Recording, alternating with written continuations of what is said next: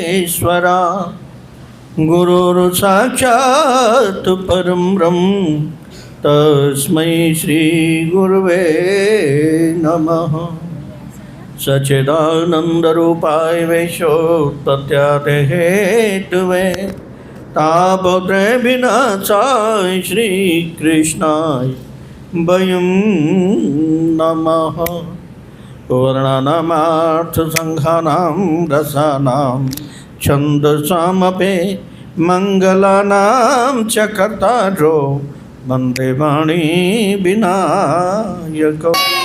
हर हर हर हर भैया युद्ध को काम चल रहा है और युद्ध में काम तुम ऐसे जय जयकार बोलेंगे धीरे धीरे तो फिर हार है जागी शिव शंकर जी की। भाई घर कैसे जीतेंगे?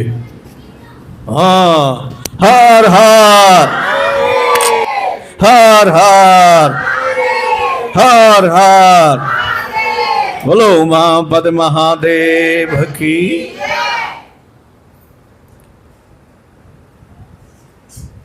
व्यास जी सनत कुमार जी से पूछते हैं, शिव और जालंधर की जो दोनों सेनाएं लड़ रही हैं, आगे उस लड़ाई में क्या हुआ? शिव की जीत हुई या जालंधर की जीत हुई? तो सूत जी सौनकादिक 88,000 ऋषियों से कहते हैं कि शिव की सेना के गण स्वामी कार्तिकेय, वीरभद्र, श्रृंगी, भृंगी, नंदी, गणेश सब युद्ध कर रहे हैं। उधर जालंधर की सेना के सेना नायक युद्ध कर रहे हैं। यहां शिव युद्ध नहीं कर रहे हैं और अभी जालंधर भी युद्ध नहीं कर रहा है, सेना ही सेना युद्ध कर रही है। महासंग्राम हुआ, कभी जालंधर की सेना हारती है तो कभी शिव की सेना हारती है।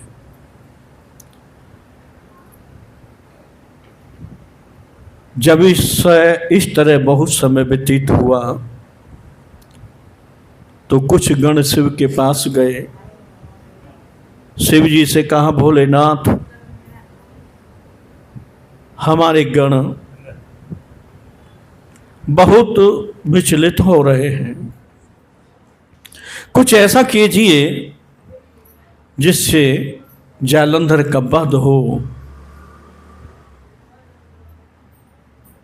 भगवान से मुस्कुराए, बोले ठीक है, कल से हम युद्ध करेंगे। दूसरे दिन नंदी पे सवार होकर भोलेनाथ गणों के सहित युद्ध में गए। सबसे आगे नंदी और शिव सेना पीछे। शंकर जी ने नंदी को आदेश दिया कि तू युद्ध कर। नंदी युद्ध करता है, जालंधर की सेना में भगदड़ मच जाती है। जिस पर प्रहार करता है वो सीधे मृत्यु को प्राप्त होता है। जालंधर की सेना भागने लगी, पीछे जालंधर था। पूछा क्या हुआ?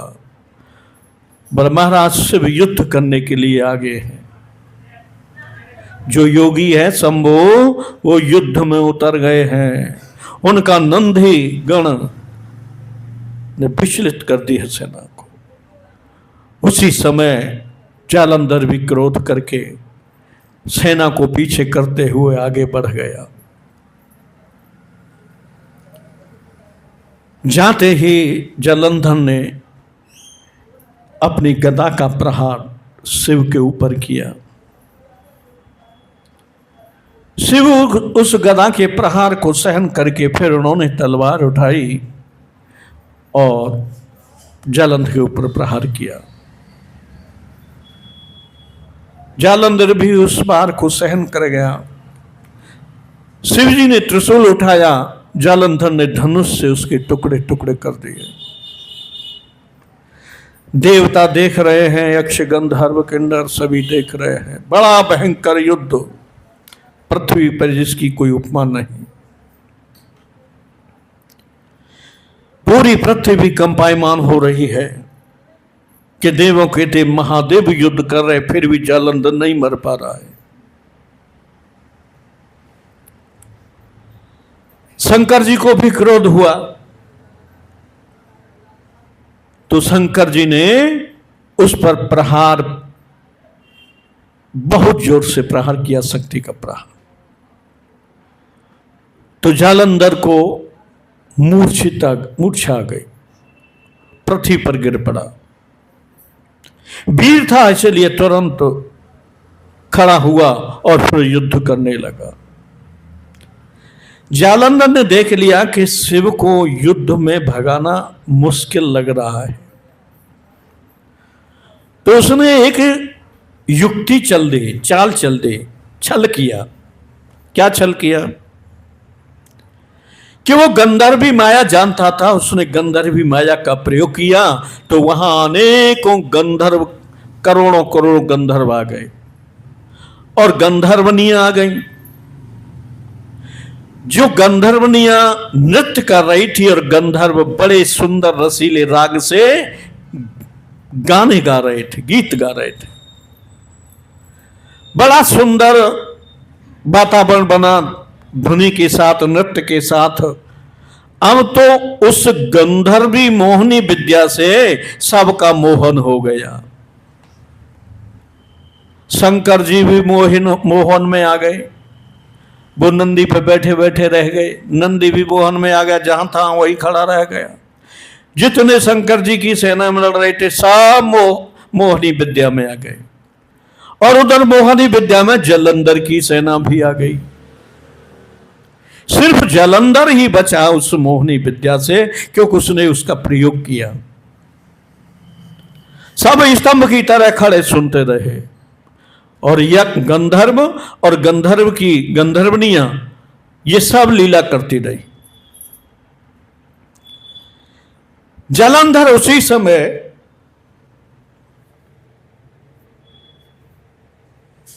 एक चाल चलता है। क्या चाल चली कि उसने तुरंत शंभु का रूप बनाया, शिव का रूप बनाया, और एक नंदी प्रकट किया, नंदी पे बैठ गया।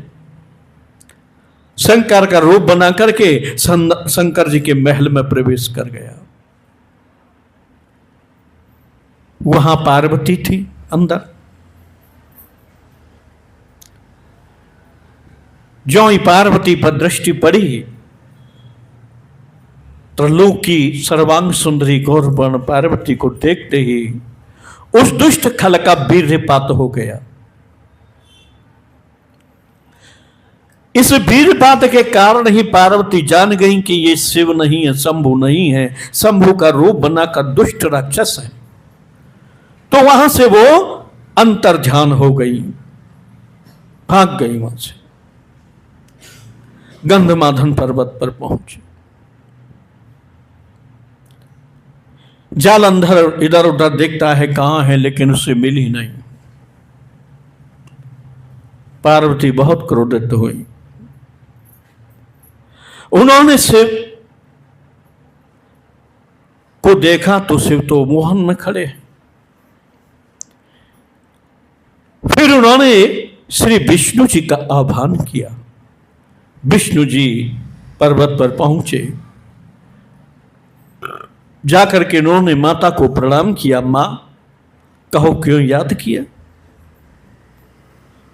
पार्वती जी ने कहा कि विष्णु तुम देख नहीं रहे हो क्या हाल चल रहा है? दुष्ट यहां तक उसकी चेष्टा हो गई है कि मुझे प्राप्त करने की चाह कर रहा है, और तुम बैठे हो, तुम्हें कुछ करना चाहिए। विष्णु जी ने कहा, मां मैं जानता हूं, लेकिन जालंधर को हम जीत नहीं सकते, न जालंधर का हम वध कर सकते हैं। पार्वती ने पूछा क्यों? विष्णु जी ने कहा कि इसकी पत्नी पतिव्रता है, उसमें इतनी शक्ति है पतिव्रता धर्म में कि इसको कोई ही त्रिलोकी में नहीं मार सकता। ये पूरे विश्व में विजयी है।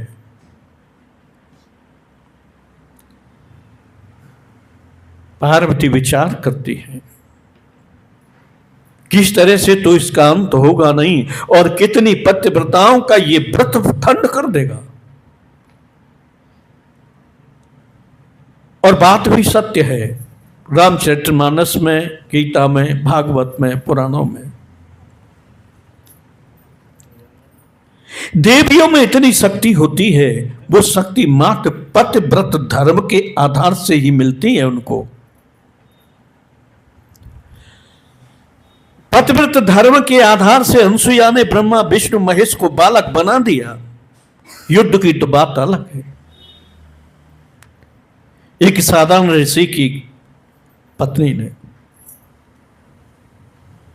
आज उसी पतिव्रत धर्म का पतन हो रहा है, और उसके कारण कई हानियां हो रही हैं। क्या हानियां हो रही हैं? किसी का भी पतिव्रत धर्म नष्ट हुआ हो तो उसके पति के ऊपर परेशानियां बढ़ती रहेंगी, संतान पर परेशानियां बढ़ती रहेंगी, बार बार मृत्यु से, बीमारी से जूझता रहेगा। क्यों? कि वहां पतिव्रत धर्म की शक्ति नहीं है। दरिद्रता बनी रहेगी और अपयश तो संसार में वैसे ही मिल ही जाता है।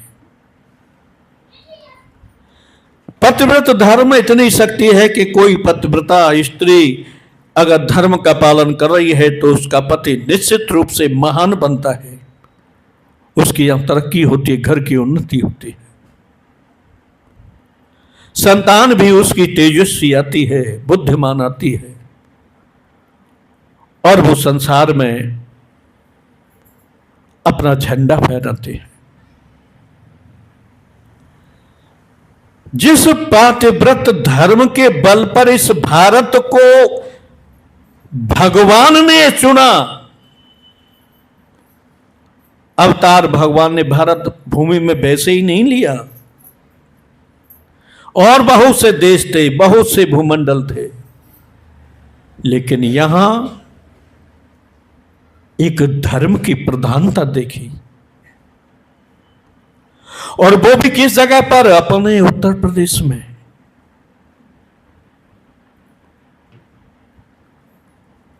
पतिव्रत धर्म की प्रधानता देखकर भगवान अयोध्या में प्रकट हुए।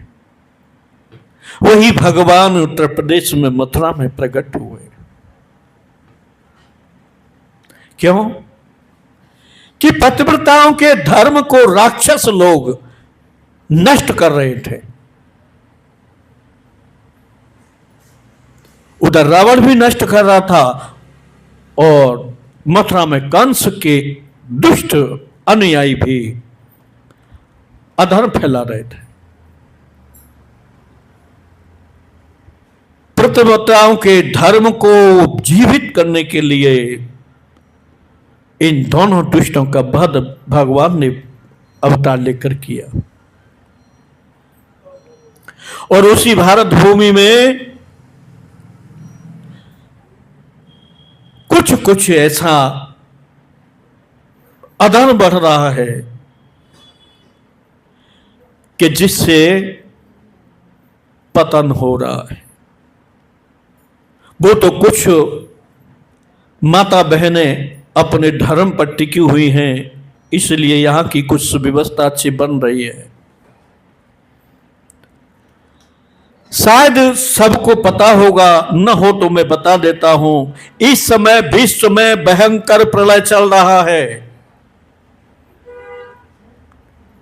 अभी हाल की घटना नेपाल की हुई, प्रजा ने विद्रोह कर दिया। क्यों? पाकिस्तान में विद्रोह युद्ध हो रहा है,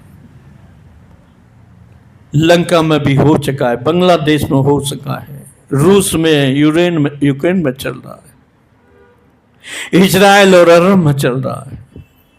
कोई जगह बकाया नहीं। क्यों? कि पातिव्रत धर्म सब जगह लुप्त हो रहा है, सबने छोड़ रखे हैं, तो भयंकर प्रलय आ रही है। पतिव्रता धर्म में ये कितनी शक्ति है कि वो भगवान को भी बालक बना सकते हैं। हमारे समाज में, हमारे देश में अभी धरोहर है। क्यों? यहां ऐसा कोई विद्रोह नहीं हुआ, लेकिन होने में देर भी नहीं है, क्योंकि पाप का जब घड़ा भर जाता है तो फिर दंड देने के लिए कोई न कोई युक्ति भगवान अवश्य निकालते हैं, जिससे सबके होश ठिकाने में आ जाए। मैं तो बस इतना ही कहना चाहता हूं कि सनातन धर्म में जो शक्ति पार्श्व धर्म से महान है, उसकी रक्षा अवश्य करनी चाहिए। जो मेरी वाणी को सुन रहे हो, जब भी कोई भयंकर प्रलय आएगी तो उनके पार्श्व धर्म से उनके परिवार में सुरक्षा मिलेगी, एक कवच मिलेगा, जिससे उनके यहां कोई विघ्न नहीं आएगा।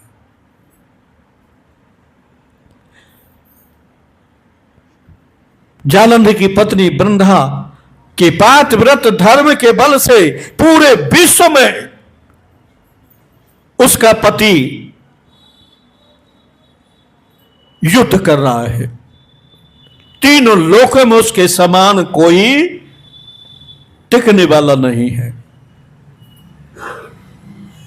जब ये बात विष्णु जी ने पार्वती से कहा तो पार्वती मां ने कहा, सुनो, फिर तुम उसे खंड क्यों नहीं करते हो? उसके पातिव्रत धर्म को नष्ट करो।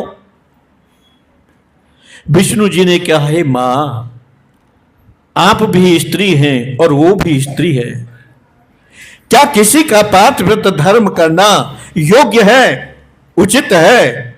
मैं इस पाप को अपने सिर पर नहीं लेना चाहता। और यह भी सत्य है कि जब तक उसका धर्म नष्ट नहीं होगा तब तक उसे कोई न मार सकता है न कोई जीत सकता है।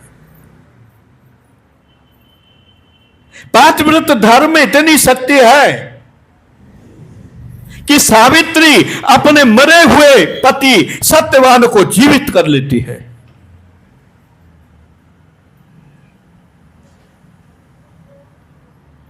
कोई भी पुरुष किसी भी स्त्री का पातिव्रत धर्म नहीं नष्ट कर सकता बिना उसकी इच्छा के।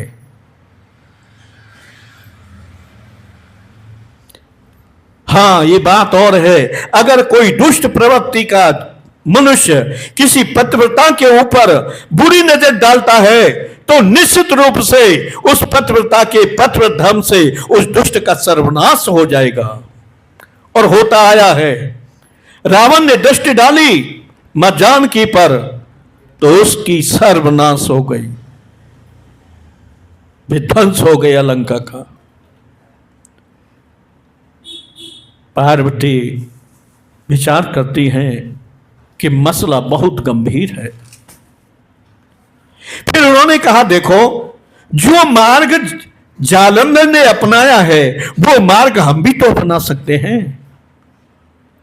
विष्णु जी ने कहा, कौन सा मार्ग? कि जालंधर ने मार्ग अपनाया शंभु का, मेरे पति का रूप धारण किया, नंदी पर सवार आया और मेरे पतिव्रत धर्म को नष्ट करने की चाह की।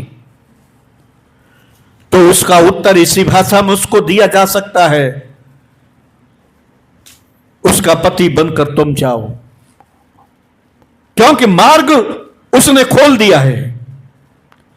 जो मार्ग जालंधर ने खोला है उस मार्ग पर हमें चलने में कोई बुराई नहीं, कोई पाप नहीं।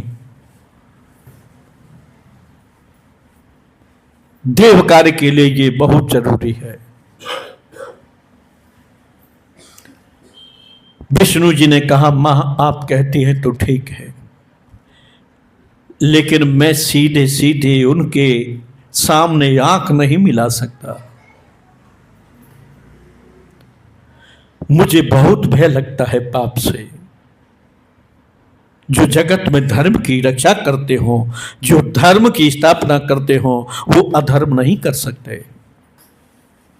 एक साधारण मनुष्य कोई धर्म की राह पकड़ लेता है, और अगर उसे वास्तव में धर्म की राह पकड़ी है तो उसके सामने कितने भी प्रलोभन आए अधर्म के, वो उन पर डिगता नहीं है, सीधा चलता रहता है अपने मार्ग में।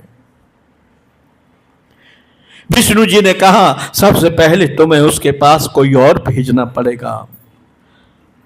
तो माता पार्वती जी ने, विष्णु जी ने ये कोई युक्ति बनाई कि इस कार्य के लिए शेष का सहारा लिया जाए। शेष जी का सहारा लेकर के सब बात आपस में मंत्रणा हो गई। विष्णु जी शेष जी सहित अंतर्ध्यान हुए, मां आकाश में अंतर्ध्यान हो गई।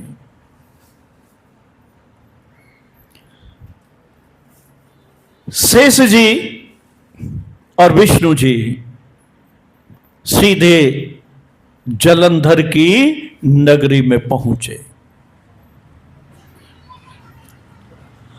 और उन्होंने जलंधर के एक बाग में, उपवन में अपना स्थान बनाया और शेष एक महान तपस्वी का रूप धारण करके उस बाग में तप करने लग गए। विष्णु जी ने रात्रि में वृंदा को एक स्वप्न दिखाया। क्या स्वप्न दिखाया? कि वृंदा का पति जलंधर नग्न अवस्था में गधा पर बैठा हुआ, सिर मुड़ा हुआ दक्षिण दिशा की ओर जा रहा है। वृंदा डर गई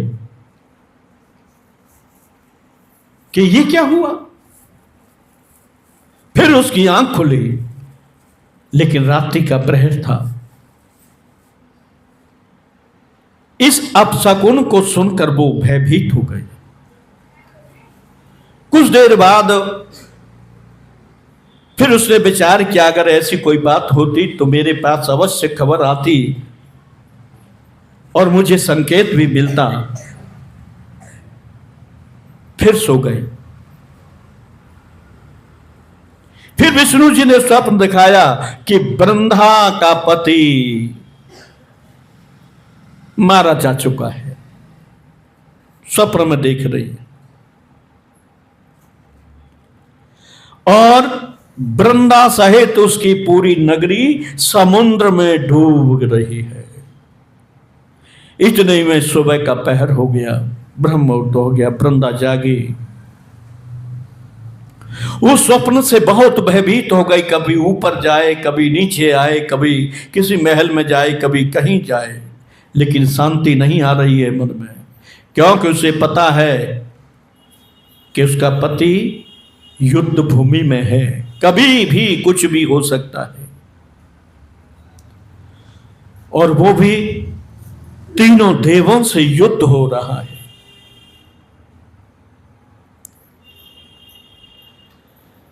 सुबह हुई, वृंदा बड़ी दुखी थी, मन विचलित था।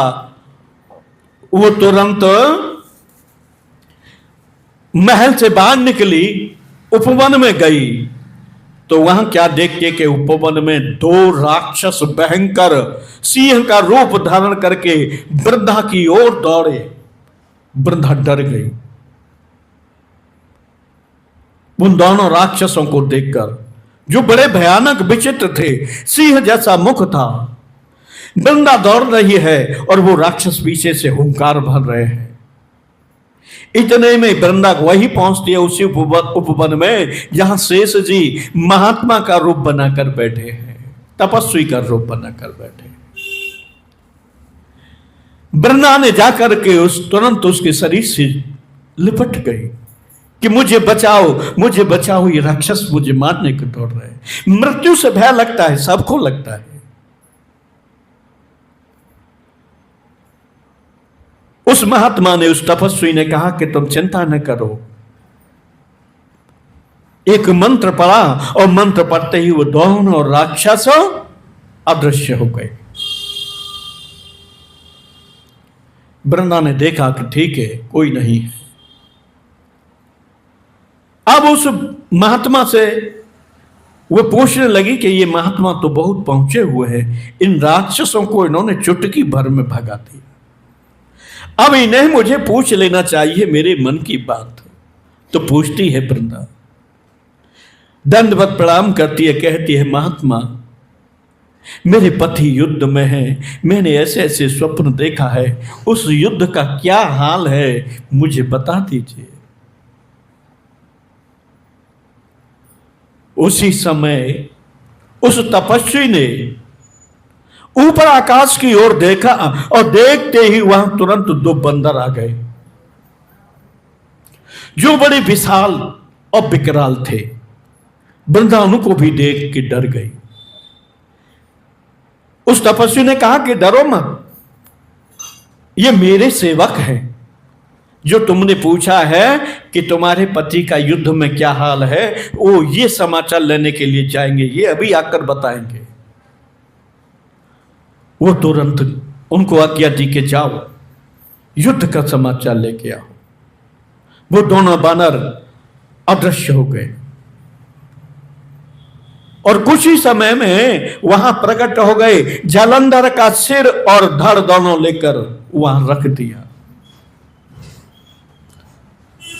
अब तो अपने पति का धड़ और सिर देखकर अलग अलग बहुत रुदन करने लगी, विलाप करने लगी। हे परमात्मा, ये क्या हो गया?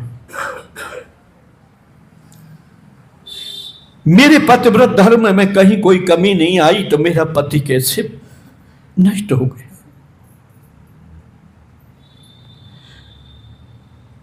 उसने अपने मन क्रम वचन से पति धर्म का पालन किया है तो उसे जिसकी जानकारी होनी चाहिए। उधर उन्होंने महात्मा ने कहा, देवी तुम चिंता न करो, क्या बात है बोलो। फिर उसको हटा दिया वहां से। वृंदा ने कहा, आप तो बड़े तेजस्वी हैं, धर्मात्मा हैं, आपने उन राक्षसों को चुटकी बजाते ही भगा दिया और इन दोनों विशाल बानरों को तुरंत आपने बुला लिया और मेरे पति का सिर और धड़ भी मंगा लिया युद्ध धूम से। आप कोई साधारण नहीं है, तो आप मेरे पति को जीवित कर दो।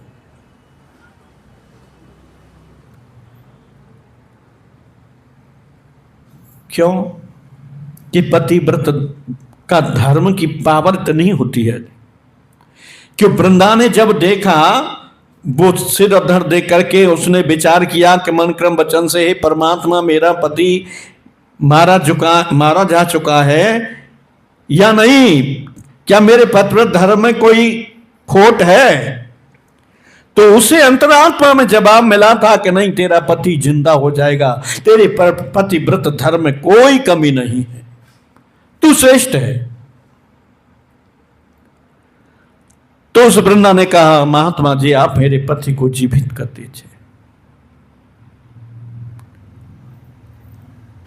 वो शेष तो चाहते ही ये थे, वो तो उनकी भूमिका बनी थी, वो विष्णु जी की माया ही थी, धड़ और सिर जालंधर का। उस तपस्वी ने तुरंत कमंडल से जल लिया, मंत्र पढ़ा और उस पर मारा तो तुरंत वहां वो जीवित हो गया। वो कौन थे? विष्णु ही जी थे, उस जालंधर के भेष में। अपने पति को पाकर बड़ी खुश हो गई। बोलो सच्चिदानंद भगवान है की। हर हर हर हर हर हर।